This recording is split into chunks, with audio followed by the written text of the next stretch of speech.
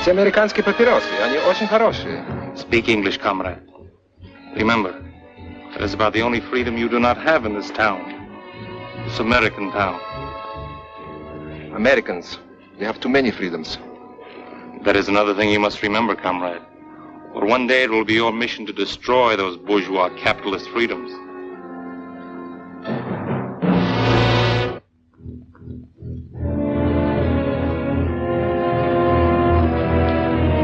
Frightening, isn't it? From all appearances, this community could be in Iowa, California, or Tennessee. It looks like an American town. As American as apple pie and ice cream. As a matter of fact, you can find apple pie here and ice cream too.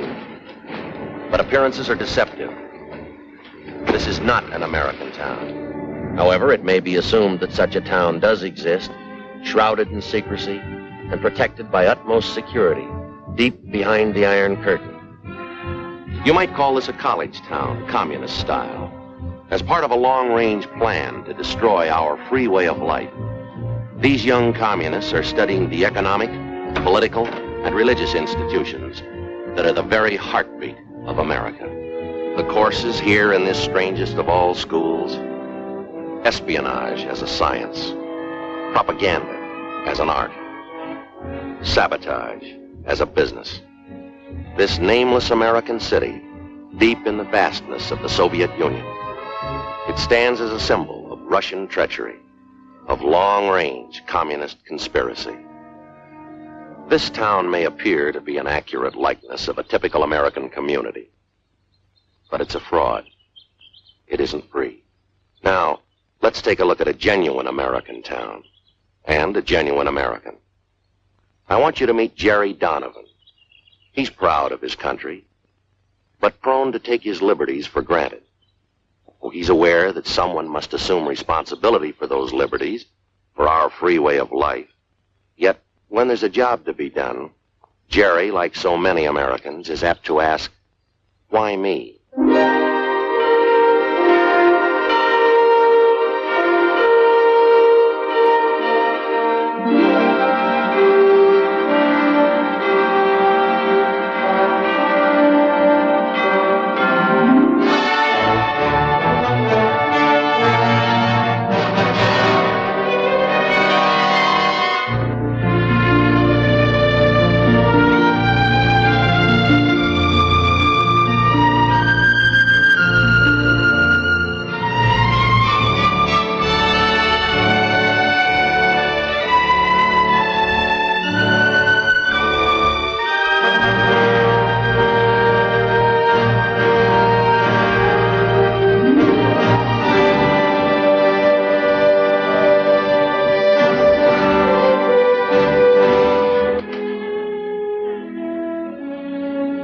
Anybody home?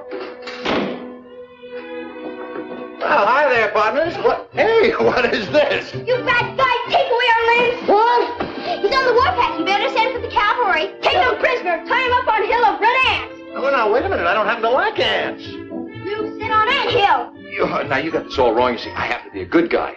Sit. Yes, sir. Hey, where are you going? Get him honey. Ants love honey. Oh, now, just All right, a minute. Indians, time to wash up. Dinner's almost ready. Right, and now. Dessert in the wigwam later. Oh, come on. Well, you saved me from a fate worse than death. Oh? How come we're eating so early tonight? Well, don't you remember you have a union committee meeting tonight? I just wanted to make sure you could make it.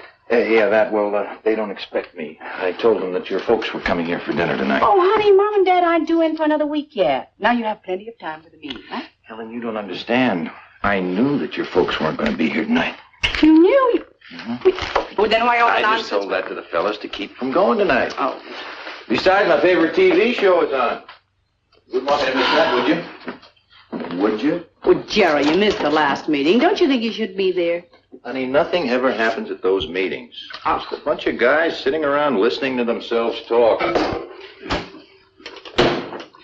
Now, the important thing that really has me worried is what's for dinner tonight, stew or hamburger? Ha, ha, ha.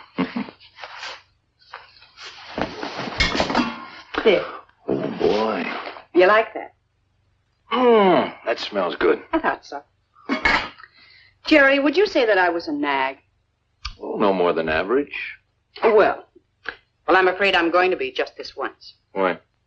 Well, this morning you told me that you wouldn't be able to make the PTA meeting next Wednesday, right? That is right. Old Mrs. Potter reminds me of a lovesick hippo. Besides, Wednesday's my bowling night. Oh, Jerry, can't you think of anything besides bowling and then television? Well, the way you talk about that PTA, you'd think it was some kind of a hush-hush government meeting to determine the future of the nation. They can struggle along without me. Well, what about Jimmy's father-son banquet tomorrow night? He's been counting on that for weeks, you know that. Well, now that is different. Wouldn't miss that for the whole world. Besides, I wrote my speech already. Huh? Yeah, I've been rehearsing it all week. Listen to this. Members of Troop 28 are gathered here tonight to discuss the ways and means of finding homes for Trooper Ryan's 6 new collie pups. How's that sound? Pretty bad. Yeah. No, I can hear them applauding already. Well, no, thank listen, you. just one more question. Just one. What about your reserve meeting, your next one? You missed the last one, and you missed the one. Well, honey, you did. All of those. All right, I'll tell you what. I will talk to my secretary in the morning and find out if my schedule will permit me to go to the next one. Will you quit bugging me? Bill Martin's here. I asked him to stay for dinner. Hey, that's good. I wanted to talk to Bill about how his team can beat State this year. Again? Well, he didn't listen to me last time. Now, Bill, this is the play you've got to watch out for. Now, their quarterback takes the snapback. Right. He hands off to the left half, who goes wide. Hey, Mom. Linda's putting coffee on her strawberry. Linda put coffee on a strawberry. All right. You finished your dinner now. You can be excused. Night, Daddy. Good night, beautiful. Listen, you please look, will you? Night, Daddy. Night, Jimmy. Night. You be good boy. Coffee on a strawberry? Oh, well, I never thought. Hey, go to bed. Is there something on your mind? How can you tell? Want to break up the huddle? Now, Bill, this is a play you've really got to look out for. All right, fellas. Half time. Linda? Well, Bill and I have given serious consideration to the situation, taking into account our ages and... Oh, Daddy, Mother, we want to get married. I'm sorry to spring it on you so suddenly, Mother. I suppose it came as an awful surprise when... Really, sweetheart. Congratulations, Bill, and I might add, you're a very lucky young man. Thank you. Daddy? Well, if everybody's through kissing each other, I think there are a few things we ought to iron out. Now, don't get me wrong. Bill, I like you, you know. I'm not against the marriage. Matter of fact, I think it'd be a fine idea. 4 or 5 years. In 4 or 5 years? You're both too young to get married right now. Mr. Donovan, I'm going to marry your daughter. And I'm not going to wait 4 or 5 years to do it. Thanks for dinner. I'll talk to you later. Good night, Bill. Bill! Linda. Honey, now let them go.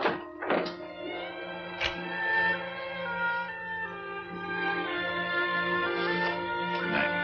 Good night, sweetheart. Sweet dreams.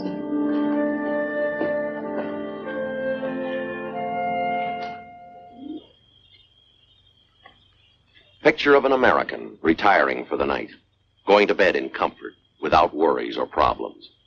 Well, almost without problems. Linda and Bill may mean momentary worry, but in America there's always tomorrow, with its bright promise. And problems will work out. Somehow things always work out.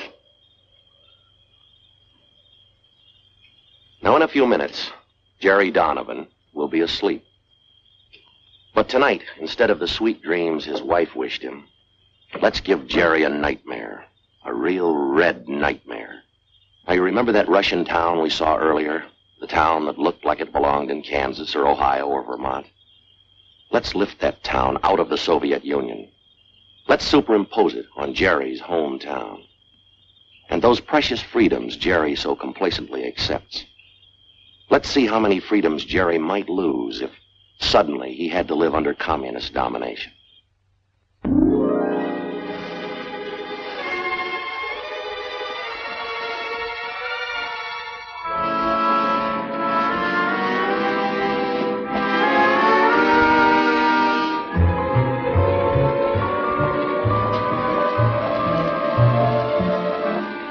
Charlie, will you hurry up with the coffee? All right. I've only got one pair of hands.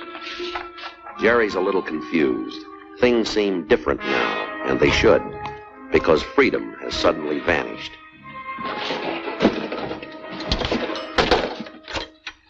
Your permit number, please. Permit number? Operator, I don't have a permit. I just want to call my house. I want to talk to my wife. No personal calls are allowed without a permit from the commissar. You will get off the line, please. Operator.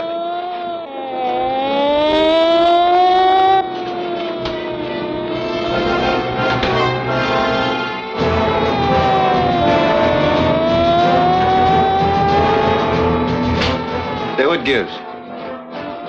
Come along, comrade.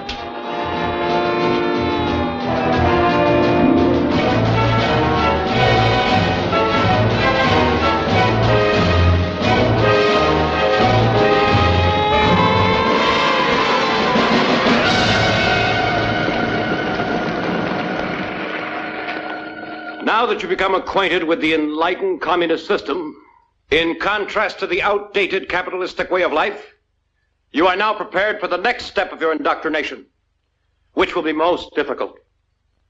When the moral fiber of the United States weakens and the economy collapses under the pressure of competitive coexistence, you will assume control.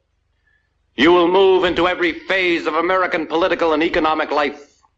It will be your responsibility, comrades, to purge the minds of the reactionary Americans so that they will welcome the enlightened Soviet system and conform without resistance to the dictatorship of the proletariat. Again, my congratulations, comrades. Continue the good work.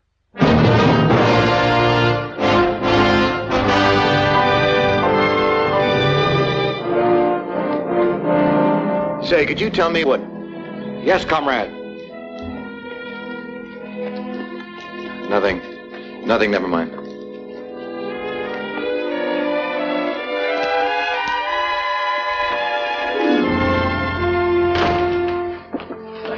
Thank God you're all right.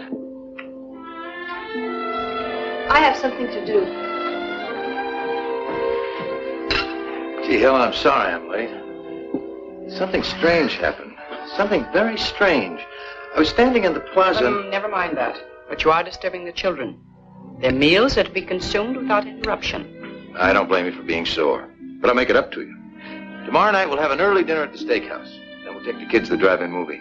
That would be quite impossible. Tomorrow night you've been selected to address the Parent-Teachers Committee. The what? Oh, no, there must be some mistake. They don't want me. What would I talk about? How Jimmy's team lost the Little League championship last year? Subject of your address has already been selected for you. The theme will be how the new communistic life benefits children.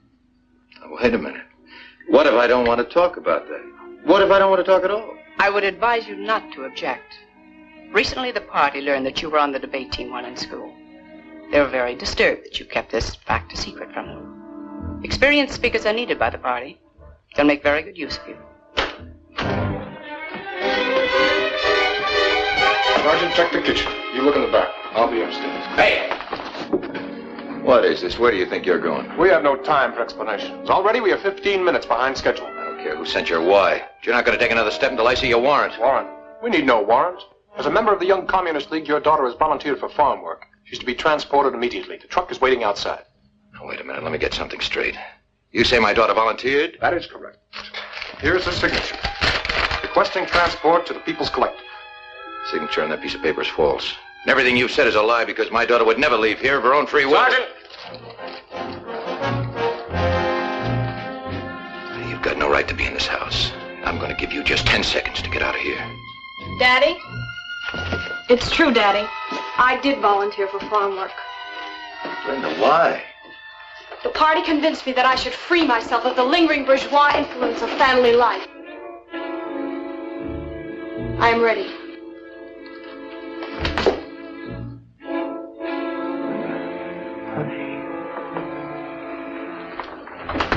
Do not interfere. It is for my own good. And Comrade Donovan, do not think that your deviationist remarks shall be overlooked. They will be reported to the proper authorities.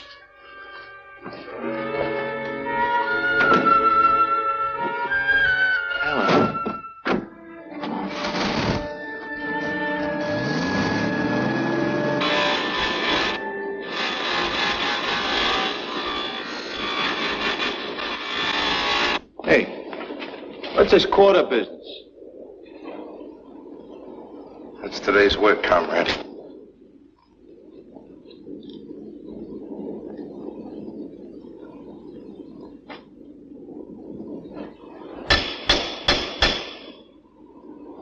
Hello, Pete. Having a little trouble. Bertha doesn't seem to be in a working mood. The lathe must be fixed immediately. You have a quota to fulfill. If you fail, we'll all be held responsible. I'm doing the best I can. Quota or no quota, I can't do anything till I get this fixed. Well, then I advise you work during your lunch hour. The quota must be met, and Comrade Commissar isn't interested in excuses. Hey, I overslept. The kids get off to Sunday school all right? Oh, it's a beautiful day. As soon as they get back from Sunday school, why don't we all pile into the car and go over... Hey, what is this? Someone going on a trip? You could call it a trip. Actually, the children are going away to a state school. Now, wait a minute. Wait just a minute. I don't know what's happened to you or what they've done to change you, but you're not going to send these kids away. Oh, she's not sending us away. It was our idea.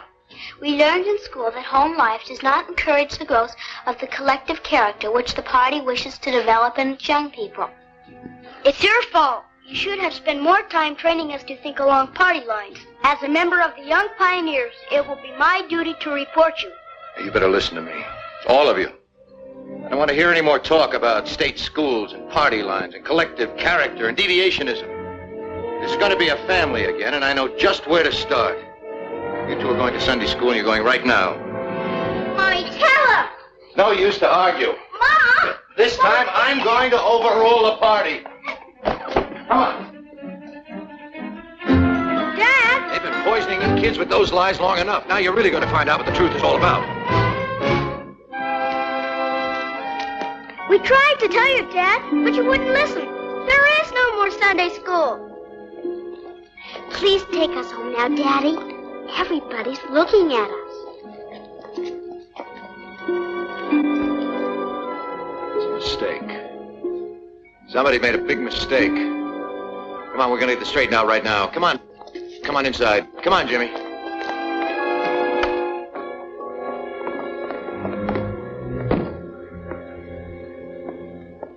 What's happened? What have they done? Keep your voice down, comrade. Otherwise, I shall have to report you. Who put these displays in here? This is a house of worship. You are mistaken. This is the People's Museum. And I am warning you once more. This place is a lie.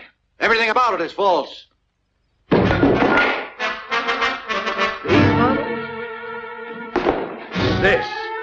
This was not invented by a Russian. The man's name was Bell, Alexander Graham Bell. And he was an American. Get that, comrade. Everything on this table is as phony as the town. The rotten system you call communism.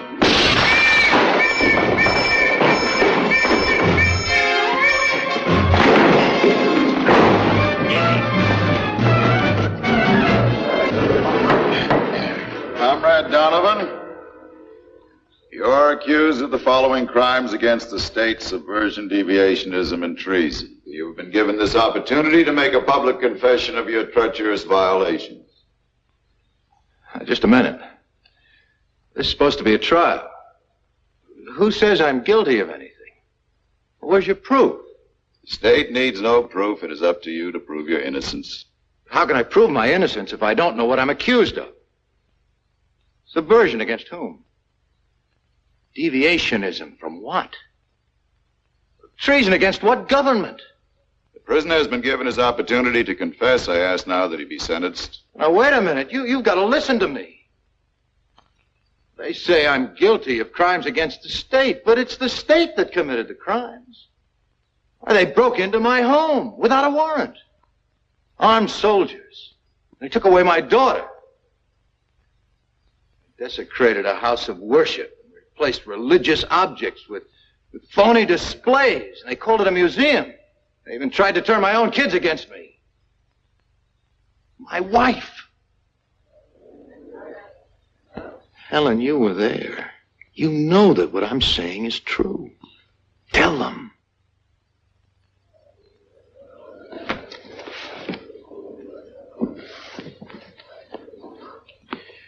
Mrs. Donovan, this document contains your signed statement. It proves that your husband tried to turn your children against the communist state. Is the statement true? Yes. Helen. Lieutenant Martin, Comrade Kucheznov, Comrade Malenko. These documents contain your signed statements. They prove that Comrade Donovan is guilty of deviationism and treason. I want you to tell the court. If these statements are correct, I will ask you each in turn. Comrade Kucheznov. Yes, the statement is true. Comrade Malenko. True. Lieutenant. The statement's true. There's no need to continue this trial. The evidence against the prisoner is overwhelming. I ask now that he be sentenced immediately. I want to see those statements.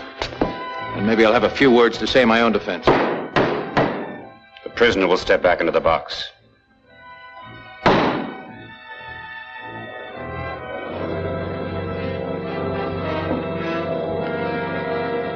There is no need to examine the statements of the witnesses.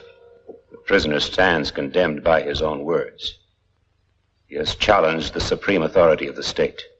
He has questioned its practices and its decisions. And by these actions, he has proved himself to be a dangerous enemy to the proletariat. And he must be treated as such, as an ugly remnant of a diseased bourgeois class. He must be eradicated before the contagion can spread.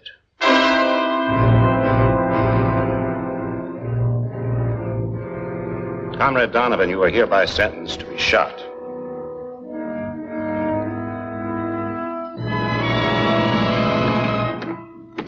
Comrade Donovan.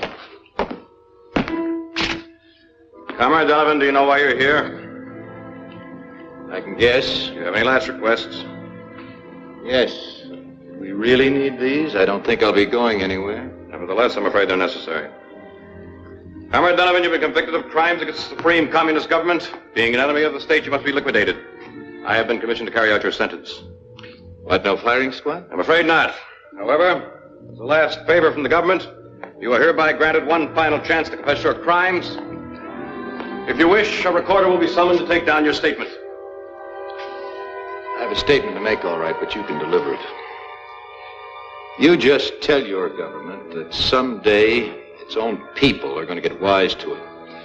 Someday there's going to be enough holes in that iron curtain that all of your people will be able to escape to freedom. You'll never be able to build a wall strong enough to hold it. One of my own countrymen once said, you can't fool all of the people all of the time. Believe me, you communists can't keep fooling the entire world. You can't even keep fooling your own people. Because the news about communism is getting around. That it's only another word for slavery. Don't worry, Jerry. That bullet will never reach you. Because it's time to bring you back from your red nightmare. What you have seen is not entirely fiction. Greater brutality is taking place right now in countries which have been swallowed up by the communist machine. We know that Jerry is waking. Let's see if his dream has impressed him.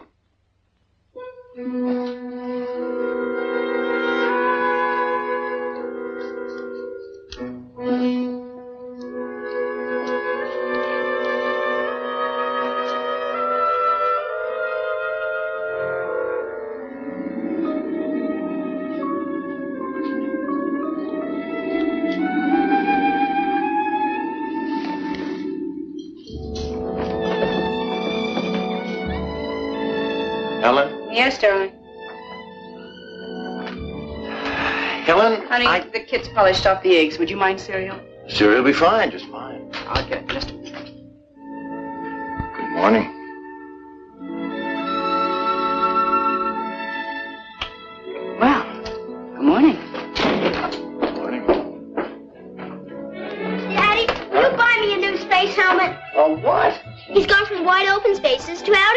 Oh, he is he? Yeah, I guess we can put you in orbit all right. You get a space helmet. Hey, Mom! Mom!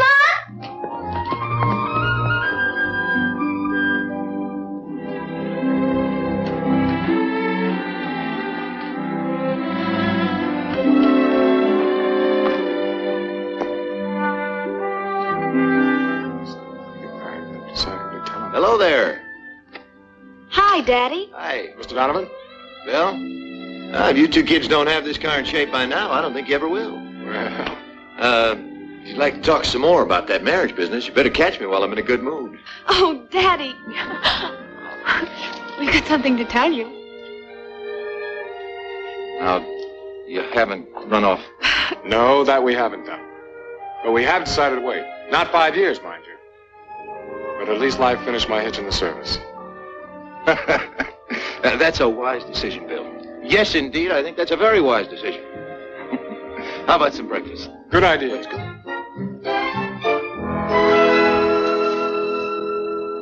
Jerry knows now, so he'll never forget it. Responsibilities are a privilege, an inherent American right, the strength of our nation. The bright hopes of a free world are founded on the dedication of individual Americans.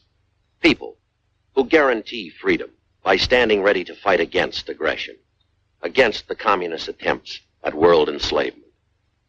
Freedom is not hereditary. It must be earned. Freedom has a price, and its price is vigilance.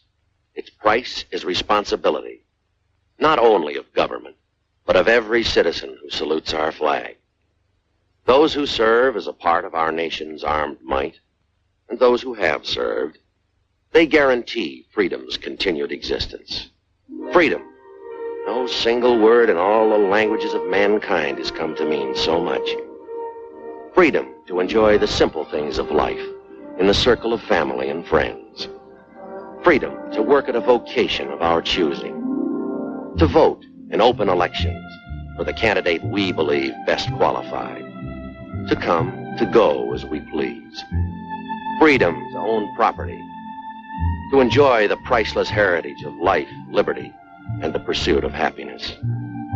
To marry and raise a family with belief in the dignity of the human spirit. To study in the field of our choice. To speak our beliefs. To worship God. These freedoms that spell America. They represent a way of life that has become the farthest advancement of mankind on this planet. To prevent communism from consuming the entire free world, there stands but one man. That man is you.